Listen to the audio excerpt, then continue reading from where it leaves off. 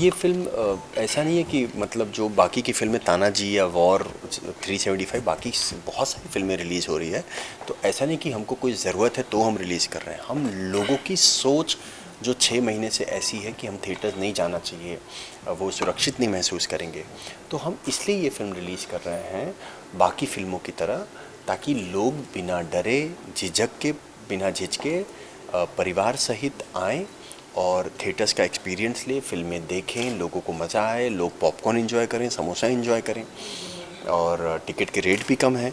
तो ऐसा नहीं कि हम किसी सोच या बिज़नेस की सोच लेके ये फ़िल्म रिलीज़ कर रहे हैं। हम सिर्फ लोगों की सही सोच चले और सही तरीके से लोग आएँ, अच्छी सोच लेकर आएँ, अच्छी फ़िल्में देखें, इसलिए। और हमारी फ़िल्म काफ़ी प्रेरित करती है लोगों को इंस्पायर करती है कि वो एक छोटा इंसान, एक चाय बेचने वाला इंसान प्रधानमंत्री बन सकता है। तो मुझे ऐसा लगा और आचार्य जी को ऐसा लगा, आनंद पंडित जी को ऐसा लगा कि हमें ये फ़िल्म रिलीज़ करनी चाहिए, तो हम ये फ़िल्म रिलीज़ कर रहे हैं बाकी फ़िल्मों की तरह। सर, ये कॉन्सेप्ट की बात करें तो प्रधानमंत्री मोदी जी का बायोपिक बना है जो आपने बनाई, यही प्रधानमंत्री मोदी जी को ही क्यों चुना? इससे जो देश में जो देश की जिन्होंने सेवा करी, चाहे अटल बिहारी वाजपेयी हो, चाहे दूसरे जो नेता हो, उनको छोड़कर इन्हीं को क्यों चुना? सारी फिल्में मैं ही बनाऊं हर लोगों पे, वो मैंने भी तो एक जिम्मेदारी नहीं ली है ना। मुझे कई लोगों के अमिताभ बच्चन फेवरेट होते हैं, कई लोगों के इमरान हाशमी फेवरेट होते हैं। मेरे जो पसंदीदा नेता हैं वो हैं आज के हिसाब से नरेंद्र मोदी साहब, और मुझे उनकी जर्नी, क्योंकि मैं भी एक छोटे से गांव से यहाँ तक पहुँचा हूँ जहाँ भी पहुँचा हूँ, तो उसी तरीके से वो भी एक चाय बेचते थे। चाय बेचने के बाद उनकी सोच की तरफ से वो कहाँ तक पहुँचे, वो पूरा दुनिया देख रहा है, और देश को भी वो किस तरीके से आगे बढ़ा रहे वो हम सब जानते हैं। और उसकी सबसे बड़ी सोच ये है कि 2014 में जो वोट मिला था और अब 2019 में जो वोट मिला, उसका फ़र्क देख लीजिए आप। तो मेरे हिसाब से ऐसा नहीं है कि मैंने उन पे क्यों नहीं बनाया, इन पे क्यों नहीं बनाया। अगर मौका मिलेगा तो मैं सारे अच्छे लोगों पे फिल्म बनाना चाहूँगा, लेकिन जो मैंने बनाया भी है, तो सबसे ज़्यादा बायोपिक बनाया मैंने इस देश में। मैरी कॉम हो, सरबजीत हो, अलीगढ़ हो, भूमि भी was also based on a true story, and then PM Narendra Modi. तो बस अब ये दुआ कीजिए, ये प्रार्थना कीजिए कि पीएम नरेंद्र मोदी 2 बनाएं हम, क्योंकि ये आचार्य जी का भी सपना है। सर, जिस तरह से ये मूवी बनाई गई है, आपने जैसे जो स्टार थे पहले से उनको आप काफ़ी समय आप देख रहे हैं यूट्यूब सोशल मीडिया पे, जो नरेंद्र मोदी का बिल्कुल सेम कॉपी उनको भी लेकर इस मूवी को, अगर मकसद यही था तो लिया जा सकता था ना ऐसा करेक्टर भी। किसको? हीरो को ही क्यों लिया गया इसमें? मोदी जी की कॉपी सिनेमा बहुत सारी है जो सिनेमा आपने भी कहा मैच नहीं कर रहा था। सिनेमा जो है उसमें अभिनय बहुत बड़ी चीज़ होती है। नरेंद्र मोदी जी जो एक इंसान और एक कैरेक्टर, जो हाव भाव है, वो कोई मामूली अभिनेता जो उनका लुक लाइक हो वैसे नहीं हो सकता। अमिताभ बच्चन साहब और शाहरुख खान का भी लुक लाइक हैं, तो क्या यश चोपड़ा जी और आदित्य चोपड़ा, करण जौहर, उन लोगों को कास्ट कर लें? ऐसा नहीं हो सकता। हर चीज़ की एक प्रतिभा होती है, और उस प्रतिभा को दिमाग में रखते हुए हमें वो लुक सेट करना पड़ता है। अगर आप अभी बोलेंगे कि पीकू में बूढ़े के रोल में किसी बनारस के किसी गांव के चाचा को ले लेना चाहिए और अमिताभ बच्चन साहब को नहीं, तो ऐसा नहीं होता। हमें प्रतिभा हर, अभी आप बोलेंगे कि आप बीमार हैं, लेकिन आप जो डॉक्टर नीचे बैठा है उसी को क्यों नहीं आप करा रहे हैं, आप बड़े हॉस्पिटल में क्यों नहीं जा रहे हैं? क्योंकि रियल लाइफ से और जो अभी मूवी लाइफ से, दोनों कंटेंट में क्या चेंजेस हैं या सेम है? कोई चेंजेस नहीं है। जितना भी घटना, ये एक बायोपिक है, मैं वापस रिपीट कर रहा हूँ कि, और जितनी घटनाएं हुई हैं उसको हमने थोड़ा फिल्मी तरीके से, ताकि लोग उस चीज़ को एक्सेप्ट कर सकें, हमने उस तरीके से बनाया है, और ताकि लोग देख सकें, लोग बोर ना हो। ऑडियंस एक कमर्शियल सिनेमा जैसी होती है, तो हमारा काम ही है कि हम कहानी को ऐसे बताएं ताकि लोग उस चीज़ को 2 घंटा अंधेरे में बैठ के देख सकें और इंस्पायर हो सर, जाए। जिस तरीके से प्रधानमंत्री, एक मिनट सर, जिस तरीके से एक मिनट सॉन्ग्स एक भी मिनट लोग उसमें कहते हैं कि सॉन्ग होना चाहिए, गाने भी होने चाहिए। इस मूवी में कोई सॉन्ग्स हैं जो लोग बीच में ब्रेक के तौर पे जो देखते हैं? काफ़ी गाने हैं भाई। सौगंध मुझे इस मिट्टी की, ईश्वर अल्लाह, नमो नमो, ये सारे गाने इसी फिल्म में हैं। सर बात करें प्रधानमंत्री की, तो प्रधानमंत्री मोदी की जो छवि है देश और दुनिया में वो किसी से छुपी नहीं है, लेकिन जो उनकी बायोपिक फिल्म बनती है वो उतना कमाल नहीं कर पाई। इसमें आपको क्या लगता है, या फिर एक्टिंग की कहीं ना कहीं कमी थी या निर्देशन की कमी रही थी? देखिए, कमेंट तो हम किसी चीज़ पे नहीं कर सकते। कई फिल्में बहुत अच्छी होती हैं जिनको अवार्ड्स मिलता है पर रिवॉर्ड्स नहीं। तो ऐसा नहीं है कि देखिए, और फिल्म जो है ना बॉक्स ऑफिस पे जो चलने की जो फिल्में होती हैं उसका धारणा कुछ और ही है। अलीगढ़ भी उतना कमाल नहीं किया था, या सरबजीत जो इतनी कमाल की कहानी थी उसने भी कोई ऐसा 100 करोड़ नहीं किया था। ऐसी फिल्मों को बहुत बड़ा सपोर्ट की ज़रूरत होती है। ऐसी अब मान लीजिए इसी फिल्म को अक्षय कुमार किए होते तो ये फिल्म पहले दिन ही 22-25 करोड़ रुपए की ओपनिंग ले रही थी। एक स्टार वैल्यू होता है, वो बहुत इम्पॉर्टेंट है। लेकिन मैंने एक ऐसे अभिनेता को लिया जो लास्ट सोलो फिल्म उनकी बहुत साल पहले आई थी, और पर वो अभिनय के बहुत बहुत माहिर इंसान है, तो मैंने अभिनय पे ध्यान दिया। चाहे आप सरबजीत में देखिए तो मैंने अभिनय पे ध्यान दिया रणदीप हुडा के। अलीगढ़ में मैंने कोई स्टार को नहीं, मैंने मनोज बाजपेयी के लिया जिसने उस प्रोफेसर का रोल किरदार बहुत अच्छे से निभाया।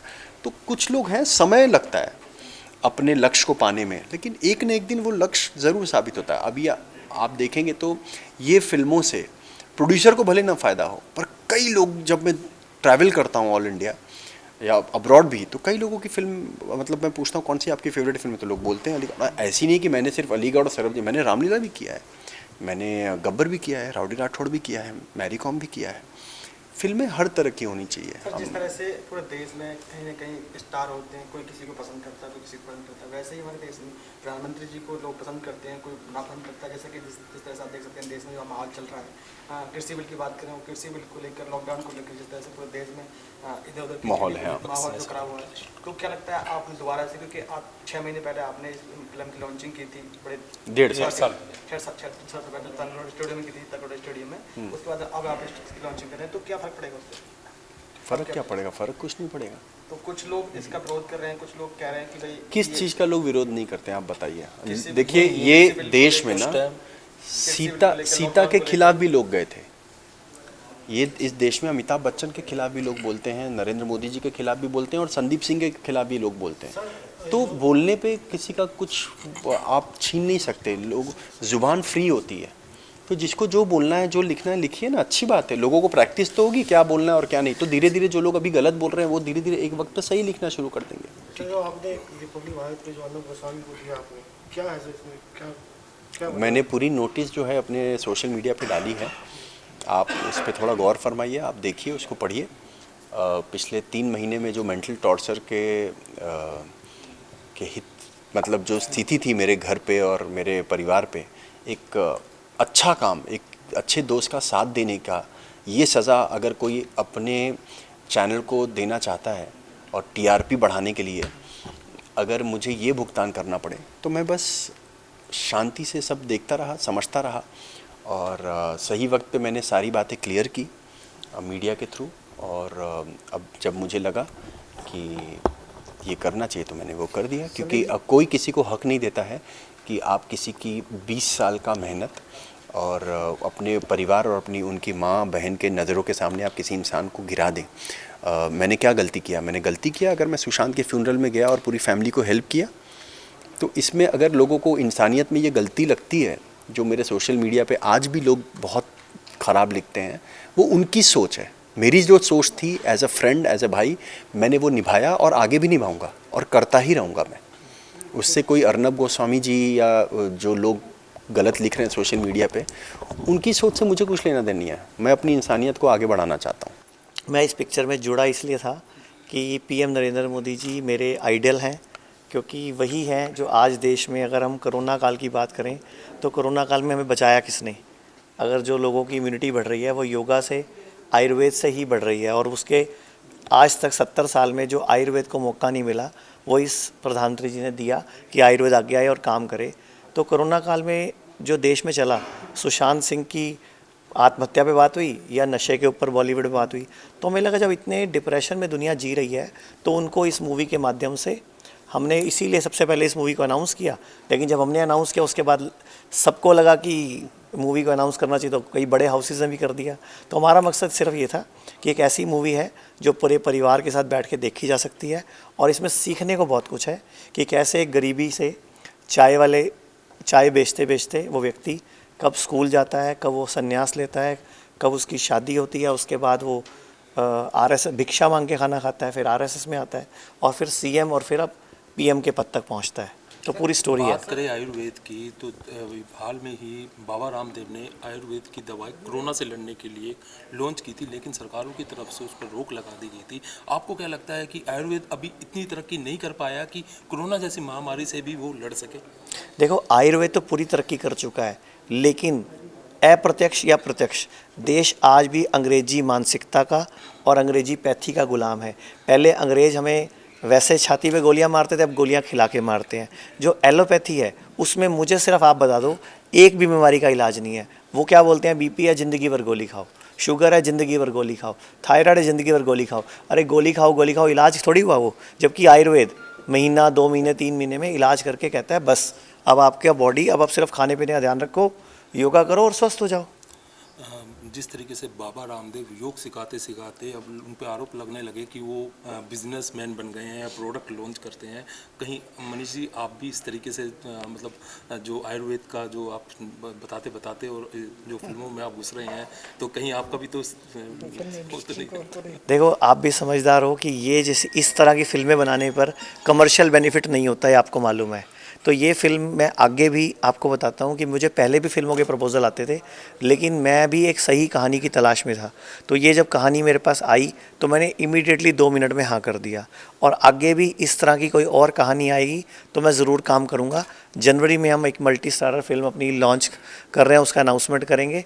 मैं तो सबको यही बोलना चाहूँगा कि देखो, अगर आपको लगता है कि बिजनेसमैन होना कुछ नेचुरली बात है, गुनाह तो है नहीं है। आज पूरे देश में बिजनेसमैन ही टैक्स भर रहा है या सरकारी कर्मचारी टैक्स भर रहे हैं, इसके अलावा टैक्स दे कौन रहा है? तो देश को चलाने के लिए, इकोनॉमी के लिए बिजनेसमैन होना कोई गुनाह नहीं है। मतलब इशारा आपका नेताओं की तरफ? सर कहाँ टैक्स भरते हैं, आप समझदार हो। Thank you.